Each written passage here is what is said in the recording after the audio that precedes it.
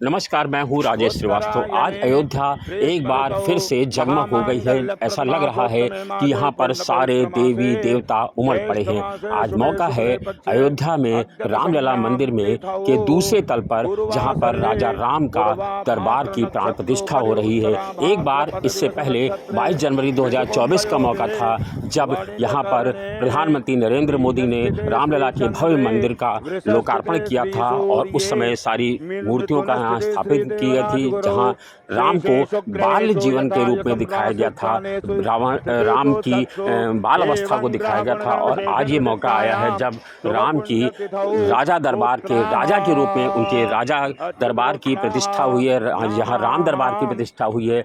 यहाँ पर खूबसूरत राम दरबार की प्रतिष्ठा आज खुद मुख्यमंत्री योगी आदित्यनाथ ने की है और आज उनका 53वां जन्मदिन भी है। आज सवेरे यहाँ पर 3 दिवसीय यहाँ पर प्राण प्रतिष्ठा की पूजन चल रहा था और आज तीसरा दिन था, जब सुबह 6:30 बजे यहाँ पर इसकी स्थापना शुरू हुई है। और इसमें 6 मंदिर बनाए गए हैं। मुख्य रूप से जो रामलला का राजा राम का दरबार है, जो आप स्क्रीन पे मेरे सामने देख रहे हैं, उसमें सफ़ेद संगमरमर की मूर्ति बनाई गई है, जिसमें बीच में माता जानकी के साथ भगवान राम हैं, एक राजा के रूप में, जिनके बगल में भरत और लक्ष्मण और शत्रुघ्न को विग्रह के रूप में दिखाया गया है और वो तीनों खड़े हुए हैं। और उनके ठीक सामने, ठीक बगल में नीचे बजरंगबली का विग्रह बनाया गया है। बजरंगबली को बैठे हुए दिखाया गया है। ये सफ़ेद संगमरमर की मूर्ति अपने आप में अनोखी है, जिसको देखते ही आपका मन मोह सकता है। और इसके साथ ही यहाँ पर 6 अलग अलग मंदिर बनाए गए हैं और इन सब मंदिरों को जब स्थापित किया जा रहा है तो सभी को स्क्रीन के माध्यम से एक साथ दिखाया जा रहा है। और जो परकोटे बनाए गए हैं, यहाँ पर परकोटे के नीचे ईशान कोण में शिव का मंदिर बनाया गया है और अग्नि कोण में गणेश जी को स्थापित किया गया है, जबकि दक्षिणी भुजा के मध्य में हनुमान जी को स्थापित किया गया है, जबकि मंदिर के नैत्य कोण में सूर्य को स्थापित किया गया है। सूर्य भगवान कहा जाता है। सूर्य जो है, सूर्य का उनका वंश है, सूर्यवंशी कहलाते हैं, इसलिए भगवान राम, तो सूर्य को भी यहाँ प्रमुखता से स्थापित किया गया है, जिनको नैत्य कोण में स्थान मिला है। इसके अलावा वायव्य कोण में माँ भगवती को स्थापित किया गया है और माँ भगवती का यहाँ भव्य चित्र आप देख सकते हैं। इसके अलावा परकोटे के उत्तरी भुजा में माँ अन्नपूर्णा की मूर्ति स्थापित की गई है। ये पूरा का पूरा मंदिर राजा राम का दरबार बनाया गया है। इस मंदिर में एक अलौकिक दिव्य प्रतिमा आज देखने को मिल रही है और अभी तक जहां यहाँ पर दुनिया की सारी लोगों की निगाहें यहाँ पर टिकी थी अयोध्या के रामलला के मंदिर में। और कल यहाँ पर एलन मस्क, जो अमेरिका के कारोबारी हैं, उनके पिता एरॉल मस्क यहाँ पर आए थे और उन्होंने कहा कि हमारी भी इच्छा है और पूरी दुनिया की लोग भगवान रामलला के एक बार दर्शन करना चाहते हैं। हर व्यक्ति की राम से अपनी निष्ठाएं हैं, अपनी भक्ति है। हर व्यक्ति अपने राम को आराध्य के रूप में यहाँ एक बार देख लेना चाहता है। और ये वो स्थान है जहाँ से सरयू होकर के बहती हैं भगवान राम की बाल लीलाओं से लेकर के राजा राम तक का प्रतिमान यहाँ पर अयोध्या के लोगों ने अपनी आंखों से देखा है।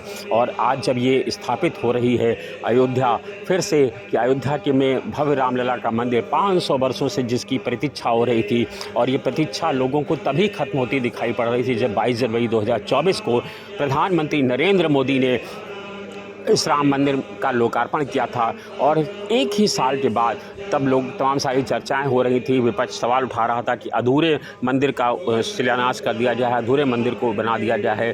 लेकिन तब भी सरकार ने कहा था कि जल्द से जल्द इस भव्य राम मंदिर को पूरी देश के समक्ष रखा जाएगा। और आज वो मौका आ गया है जब दूसरे तल पर भगवान रामलला का भव्य राम मंदिर यहाँ पर लोगों के दर्शनार्थ खोल दिया गया है। और आज खुद मुख्यमंत्री के लिए भी आज एक अलग दिन है। आज उनका 53वां जन्मदिन है। वैसे तो मुख्यमंत्री योगी हैं और योगी का कोई जन्मदिन नहीं होता, लेकिन उनका जो जन्मदिन मनाया जाता है वो आज ही है। और आज वो भगवान राम की शरण में हैं। खुद उन्होंने अपने हाथ से भगवान रामलला के, आप देख सकते हैं, पूजन किया है और उनकी यहाँ पर स्थापना की है अपने हाथों से।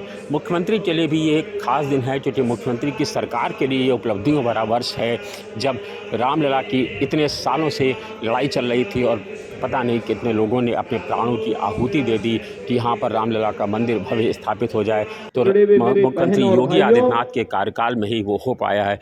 और अब आप सुनिए कि मुख्यमंत्री खुद क्या कह रहे हैं। आज का दिन बहुत महत्वपूर्ण दिन है। अयोध्या धाम में 22 जनवरी 2024 को प्रधानमंत्री मोदी जी के नेतृत्व में उनके कर कमलों से 500 वर्षों के एक लंबे इंतजार को समाप्त करते हुए मर्यादा पुरुषोत्तम प्रभु श्री राम लला की प्राण प्रतिष्ठा का कार्यक्रम संपन्न हुआ था। पूरा देश और पूरी दुनिया अभिभूत थी। 500 वर्षों की जड़ता को दूर किया गया था। भारत का पुनर्वैभव देश के यशस्वी प्रधानमंत्री जी के कर कमलों से अयोध्या धाम में पुनर्स्थापित हुई थी। और आज उसी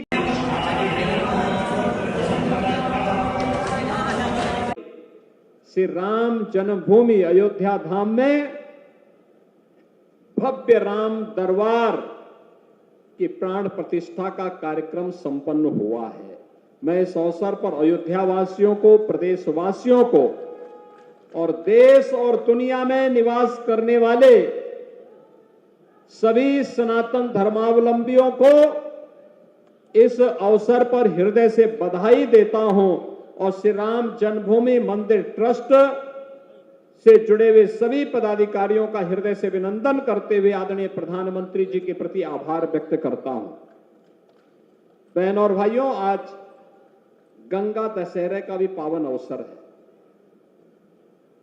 मां सरयू महोत्सव के साथ कुछ ही देर में हमें जुड़ने का अवसर प्राप्त होगा।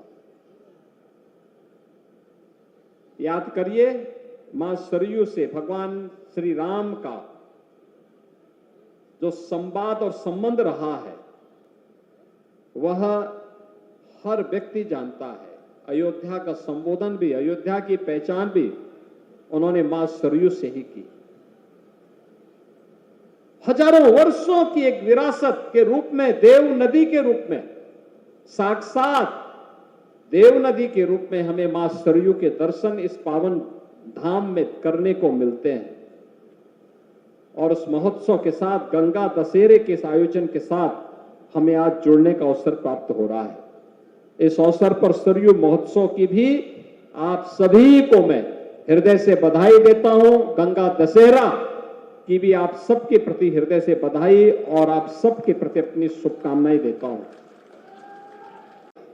रोका गया, अब गंगा जी की धारा अविरल और निर्मल है और प्रयागराज महाकुंभ इसका सबसे बड़ा उदाहरण है कि 66 करोड़ श्रद्धालु प्रयागराज में आकर के इस बात का साक्षी बना है कि महाराज भगीरथ के सपनों को साकार करने के लिए प्रधानमंत्री मोदी जी की जो दिव्य साधना है, वह साधना आज हम सबके सामने अविरल और निर्मल गंगा के रूप में देखने को मिली है। और देश और दुनिया से आए हुए 66 करोड़ श्रद्धालुओं ने प्रयागराज की धरती पर उसका साक्षात दर्शन भी किए हैं।